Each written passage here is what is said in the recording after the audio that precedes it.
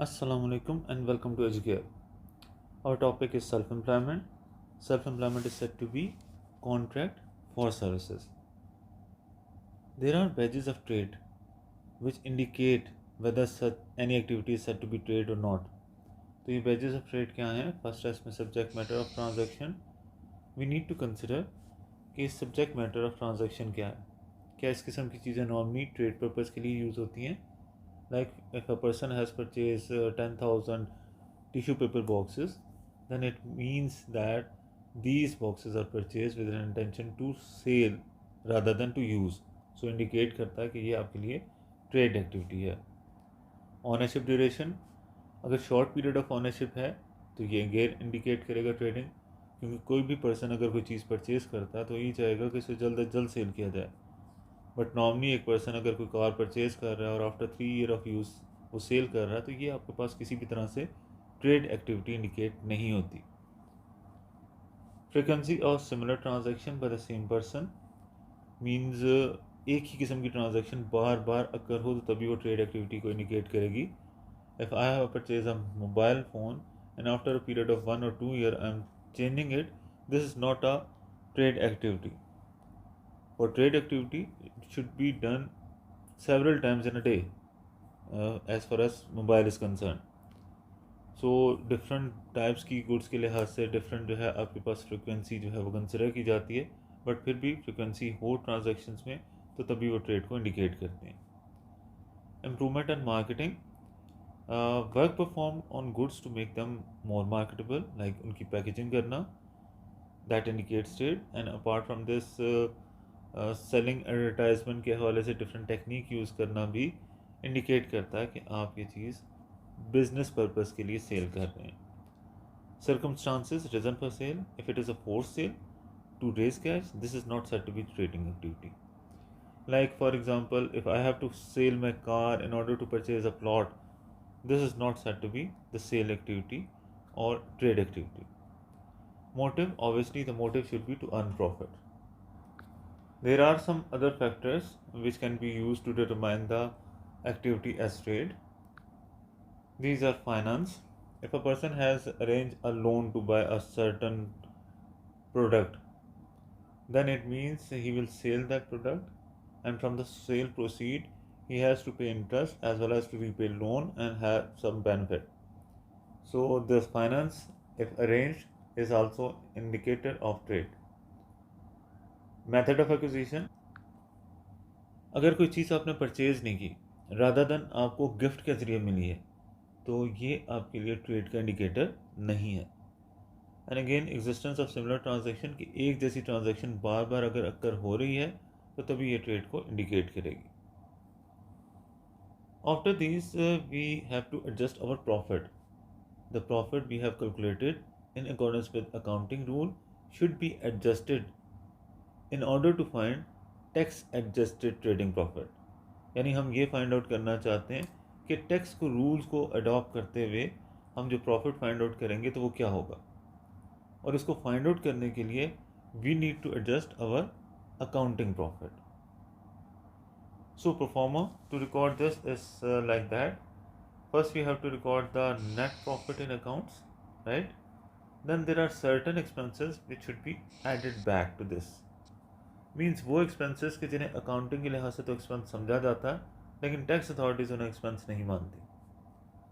यहाँ पे एक पॉइंट आपने याद रखना है जो हम अगले चैप्टर में पढ़ेंगे भी, कि अकाउंटिंग में डिप्रिसिएशन चार्ज करने का रेट एंड रूल वो टैक्स अथॉरिटीज़ से डिफरेंट है.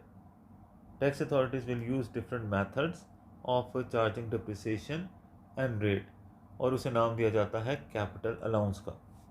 जबकि अकाउंटिंग में आपके पास डिफरेंट मेथड यूज़ होते हैं, स्ट्रेट लाइन और written down. So if expense of depreciation has been recorded in the books of account, this is not acceptable by the tax authorities. Tax authorities इस expense को नहीं मानती. So that is why such expense would be added back. Second, any non trading expenditure means taxable trading profit not credited in the account. Will talk about the any non trading expenditure. इसका मतलब है कि कोई ऐसा expense के जो personal nature पे किया गया हो, प्राइवेट नेचर का एक्सपेंस हो, तो उसे टैक्स अथॉरिटीज़ नहीं मानती। अकाउंटिंग में अगर ऐसा कोई एक्सपेंस रिकॉर्ड कर दिया गया है तो टैक्स अथॉरिटीज़ ऐसे नहीं मानती, it will be added back. Like a person is living in a house and part of the house has been used as a business place and remaining part is used as private residence. So in that case, if whole amount of rent is recorded as expense in accounting, the expense which is related to the private nature would be added back. While अगर हम बात करें taxable trading profit की, जो कि credit नहीं किया गया इन अकाउंट्स, या आप कह लें ये वो इनकम है जिसे अकाउंटिंग के लिहाज से इनकम नहीं समझा जाता, लेकिन टैक्स अथॉरिटीज इसे इनकम समझते हैं। तो इसको भी आगे डिटेल से डिस्कस करते हैं, ओके भी कर लेते हैं। फॉर एग्ज़ाम्पल, आपके पास एक एसेट आपने परचेज किया $100 का, अकाउंटिंग के लिहाज से भी आपने इसे $100 का लिख दिया, टैक्स अथॉरिटीज़ भी इसे 100 का ही लिखेंगे। अब इस पर आपने अकाउंटिंग के लिहाज से डिप्रिसिएशन चार्ज की 20, सो इसकी carrying value in accounting terms रहेगी 80, जबकि टैक्स अथॉरिटीज़ ने इस पर 60 की डिप्रिसिएशन चार्ज की। अकॉर्डिंग टू दैट इनकी क्या कैरिंग वैल्यू रहेगी 40। Now that asset has been sold by you for 95, तो आप तो अकाउंटिंग के लिहाज से देखेंगे कि 15 का प्रॉफिट हुआ है, लेकिन टैक्स अथॉरिटीज़ वाले जब इसे 95 का सेल करेंगे तो उनके पास प्रॉफिट रिकॉर्ड किया जाएगा 55 का। सो 55 here is a profit that is not recording in accounting record, so it would be added back. सो इसी तरह ये 15 का जो प्रॉफिट है जिसे अकाउंटिंग के लिहाज से हमने रिकॉर्ड किया था इनकम के तौर पे, ये आपका लेस भी किया जाएगा। That is said to be income included in accounts that is not taxable as trading purpose, right. So these 2 points are link to each other, कि वो अकाउंटिंग इनकम जिसे टैक्स अथॉरिटीज़ नहीं मानती वो डिडक्ट कर दी जाएगी, और वो इनकम जिसे टैक्स अथॉरिटीज़ अपने रूल्स के हिसाब से इनकम समझती हैं वो ऐड कर दी जाएगी। Apart from this, there should be a deduction for the expenditures not charge in account but allowable for taxation purpose. कुछ ऐसे एक्सपेंसेस के जिन्हें आपने चार्ज नहीं किया अकाउंटिंग रिकॉर्ड में, लेकिन टैक्स अथॉरिटीज़ उन्हें एक्सपेंस समझती हैं और उन्हें रिकॉर्ड करेंगी। तो obviously as a result of such expenses, recording of such expenses, the profit will be reduce, so हम इसे डिडक्ट कर लेते हैं। इनकी एग्जांपल आप कह सकते हैं capital loss. Capital loss means tax authorities के रूल के मुताबिक चार्ज की गई डिप्रिसिएशन। अब इस तरह आपके पास आ जाएगा tax adjusted trading profit. So after these same type of main type of adjustment you will get the figure of tax adjusted trading profit. Now we are talking about the disallowable expenditure. Disallowable expenditure उन expenditure को कहा जाता है जिन्हें tax authorities as expense नहीं मानती। जैसे हमने बात की डिप्रिसिएशन की, कि टैक्स अथॉरिटीज़ डिप्रिसिएशन को एज एक्सपेंस नहीं मानती, so it should be added back. तो expenditures are not incurred wholly and exclusively for the trading purpose, जिसकी हम बात कर चुके हैं कि अगर एक्सपेंस मुकम्मल तौर पर बिजनेस पर्पस के लिए खर्च नहीं हुआ, उसमें कुछ प्राइवेट एलिमेंट भी शामिल है, तो जो प्राइवेट एलिमेंट है उसे टैक्स अथॉरिटीज़ नहीं मानती कि ये एक्सपेंस है, so it should be added back. Interest paid to owner on capital invested in the business. जैसे हमने पार्टनरशिप में देखा था कि पार्टनरशिप में अगर ओनर कुछ अमाउंट इन्वेस्ट करता है तो बिजनेस उसे उस पर इंटरेस्ट प्रोवाइड करता है। Such interest is said to be the appropriation of a profit and it is not adjusted by the tax authorities, so it will be added back. Same is the case for salary withdrawn by sole trader or partner or any private element of expenditure relating to owners car और telephone, तो वो भी आपके पास ऐसे expense हैं कि जिन्हें disallow किया जाता है। Now for example, Jim is a self-employed. During the year 31st December 22, Jim drove a total 20,000 miles and his car expenses amounting to 10,800.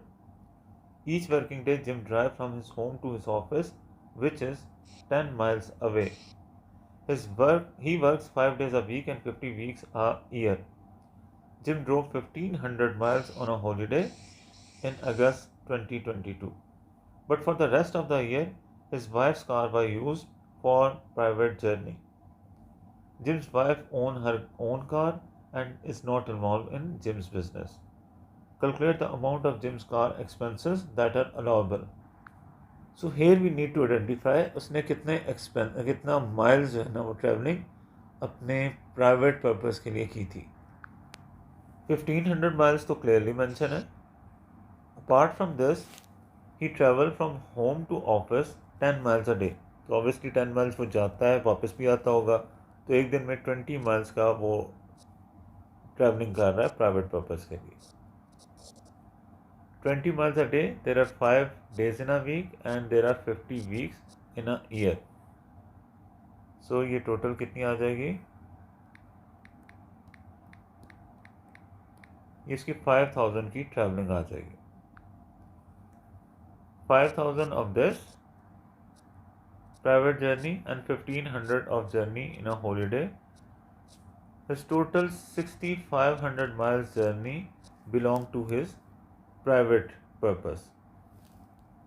Question में उन्होंने क्या कहा? क्वेश्चन में उन्होंने कहा अलाउएबल एक्सपेंस क्या है. सो आउट ऑफ 20,000 अगर 6500 प्राइवेट जर्नी है तो कितना उसका जर्नी जो है वो ऑफिशियल पर्पस के लिए हुआ? 13,500 माइल्स, राइट. तो यहाँ पे हम इसकी कैलकुलेशन कर लेते हैं. अगर 13,500 माइल्स उसका जर्नी फॉर ऑफिस पर्पस है आउट ऑफ 20,000, तो उसका कितना एक्सपेंस जो है वो आपका आ जाएगा बिजनेस पर्पस के लिए. You can multiply this with the total expense of 10,800. 13,500 miles उसका बिजनेस पर्पस के लिए जर्नी है, right, out of 20,000 in total.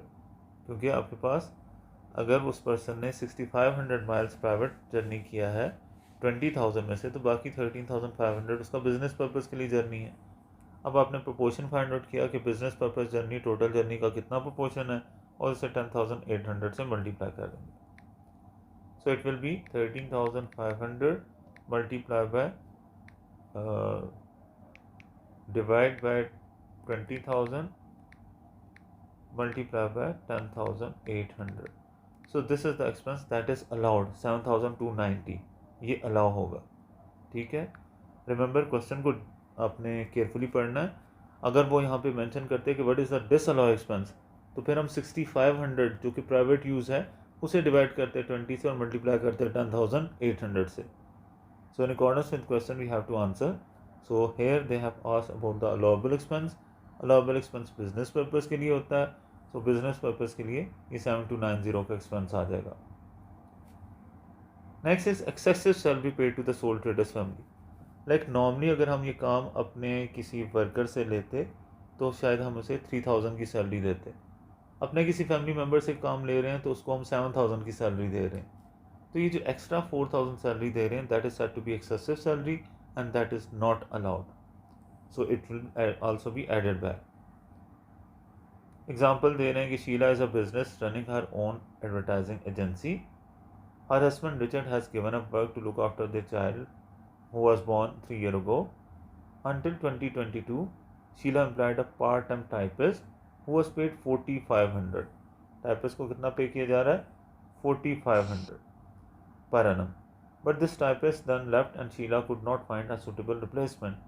Richard therefore agreed to do Sheila's typing at home, and during the year ended 5th April 23, Sheila paid Richard a salary of 10,000. तो normally अगर ये market से वो काम कराती तो उसे 4,500 की सैलरी पे करनी थी. यहाँ पे वो 10,000 की सैलरी पे कर रही है. तो ये जो एक्सेसिव 5,500 की सैलरी है it would be added back. ये टैक्स अथॉरिटीज इसे अलाउ नहीं करती. So explain the probable adjustment in calculating the tax adjusted trading profit. So these 5,500 of excessive salary should be added back. Next है late payment interest charge by HMRC. यानी अगर आप जो है late payment करते हैं, टैक्स जो है लेट जमा कराते हैं HMRC को. HMRC is the institution where you have to deposit tax. तो अगर आप रिटर्न लेट जमा कराते हैं या टैक्स लेट जमा कराते हैं तो टैक्स अथॉरिटीज़ आप पे पेनल्टी भी इम्पोज करती हैं और इंटरेस्ट भी. Such interest could be recorded as a expense in accounting record. तो ये जो भी आपने इंटरेस्ट या पेनल्टी या फाइन पे किया है इसे अकाउंटिंग के लिहाज से तो आप अलाउ हैं कि आप एक्सपेंस लिख लें, लेकिन टैक्स अथॉरिटीज़ इसे एक्सपेंस नहीं मानती. so that is why it also will be added back. Capital expenditure means initial repair necessary to bring the asset into working condition. ये आपका capital expenditure है, इसे expense नहीं consider किया जाता. मीन्स आपने कोई कार परचेज़ की और कार को वर्किंग कंडीशन में लाने के लिए अगर आप रिपेयर कर रहे हैं तो ये इनिशियल रिपेयर आपका कैपिटल एक्सपेंस है. Replacement of major part of asset, अगर आप रिप्लेसमेंट कर रहे हैं, एग्जांपल आपको गिवन है कि अगर आप कोई चिमनी रिप्लेस करते हैं एक फैक्ट्री की, तो this is the smallest part, this is considered as revenue expense and it is allowed. But if you are replacing a major part of asset, then it is considered as capital expenditure and not allowed.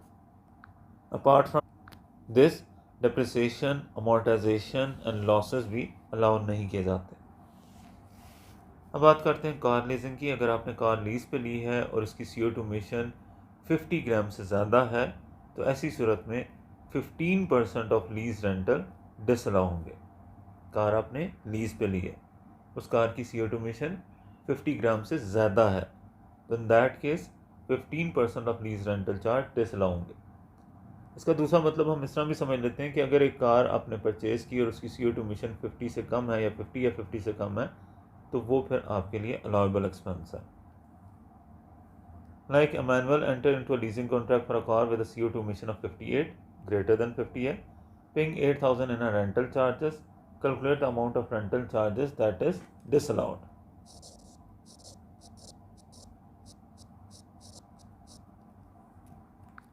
सो 8,000 का 15% आपके पास disallow expense आ जाएगा and it will be 1,200. Subscription and donation to a political party, ये भी disallow expense है. Charitable donation is allowable when meet 3 test, means अगर ये 3 टेस्ट मीट होंगे तो ये अलाउेबल है, अदरवाइज डिसअलाउ है. These should be Holi and exclusively for trading purpose. These should be local and reasonable in size, and these should be made to a registered charity. So these 3 points are mentioned there. If these 3 conditions are met or tests met, then charitable donation is allowed, otherwise not. Entertainment expenditure except to the employee. Employees के अलावा अगर आप entertainment expenditure कर रहे हैं तो वो आपके लिए disallow है. Gift to customer, if it meets again 3 tests, it will be considered as allowed. और अगर नहीं मीट करता कोई एक भी टेस्ट तो फिर ये अलाउेबल नहीं है. पहली बात तो यह है कि कॉस्ट लेस दैन 50 पाउंड हो पर रेसिपेंट, कि जो भी आपने गिफ्ट दिया कस्टमर को उसकी cost per person per year 50 pound से कम हो. सेकंड, गिफ्ट जो है वो कोई फूड आइटम नहीं होनी चाहिए, कोई ड्रिंक आइटम नहीं होनी चाहिए.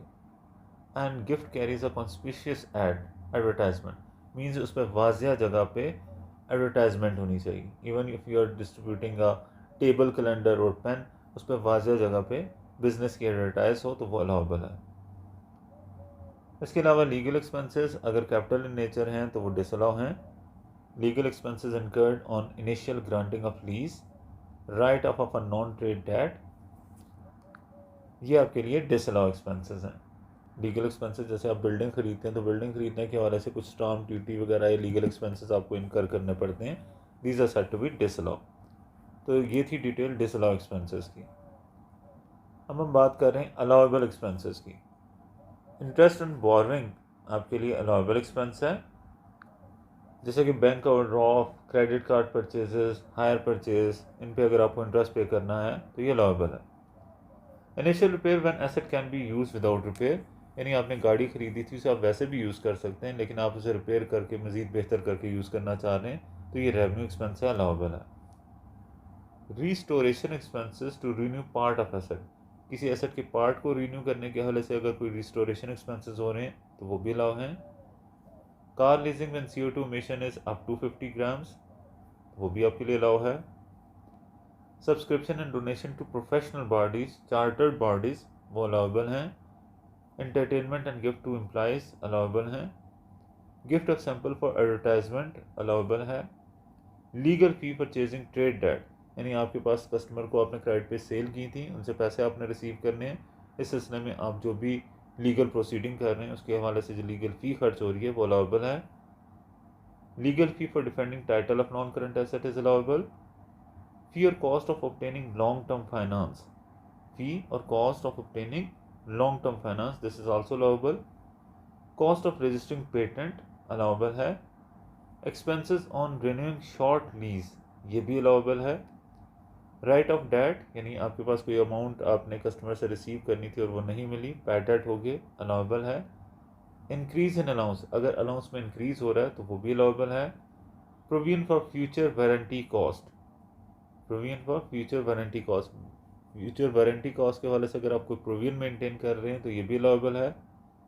Compensation to employ for loss of office, आपने उसे ऑफिस से निकाल दिया तो इस सिलसिले में जो कंपनसेशन पे कर रहे हैं ये भी अलाउबल एक्सपेंस है। Redundancy pay if it is in accordance with law तो वो भी अलाउबल है। डैमेजेस पेड अलाउबल है। डिफॉल्केशन थेफ्ट फ्रॉड अलाउबल है। एजुकेशन कोर्स कराया जा रहा है एम्प्लॉय को in order to make him literate of using certain like computer, या फिर वो सर्टन एनवायरनमेंट में काम करने के काबिल हो, इसके लिए उसे एजुकेशन कोर्स कराए रहे हैं तो ये भी अलाउबल है। Premium for insurance for employees death और इलनेस अलाउबल है। रिमूवल एक्सपेंसेस अलाउबल हैं और सैलरीज एक्रूड भी अलाउबल हैं।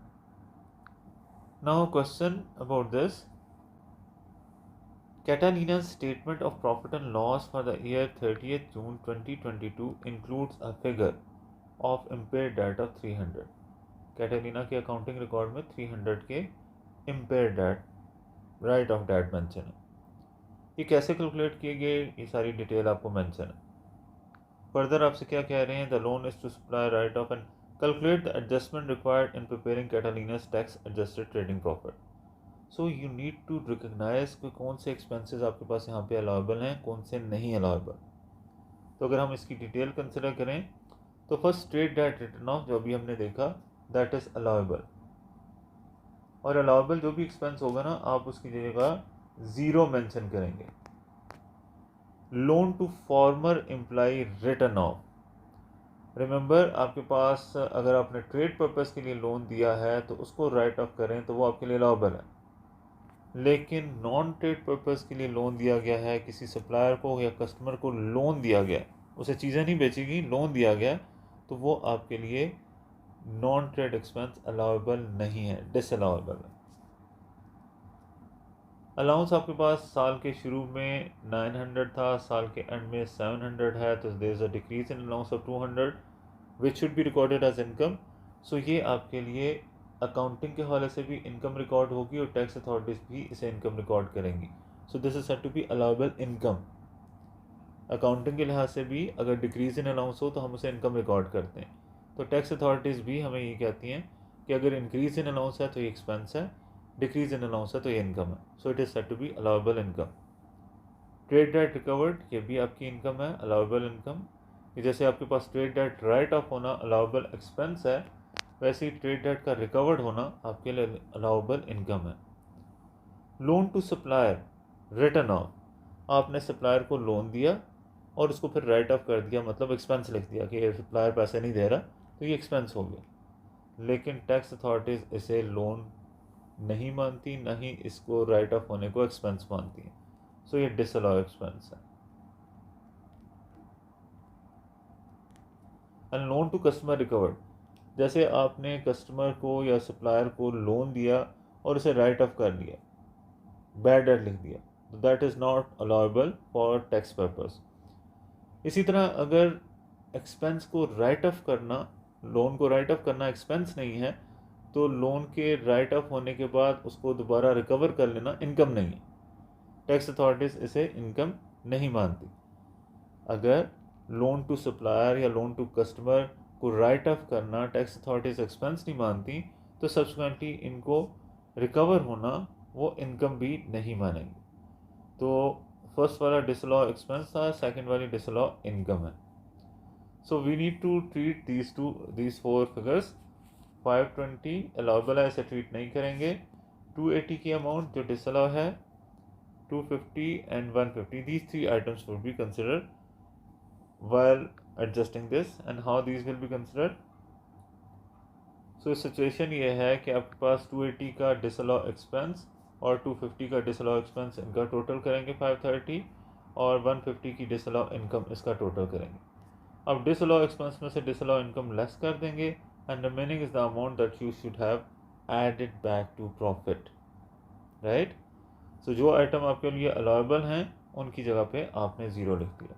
सो that is what we have considered here, that 200 of decrease in allowance, trade debt recovered ये आपके पास, और ट्रेड डेट का राइट ऑफ होना ये आपके लिए अकाउंटिंग और टैक्स अथॉरिटीज़ के लिहाज से एक जैसी ट्रीटमेंट रखते हैं, राइट।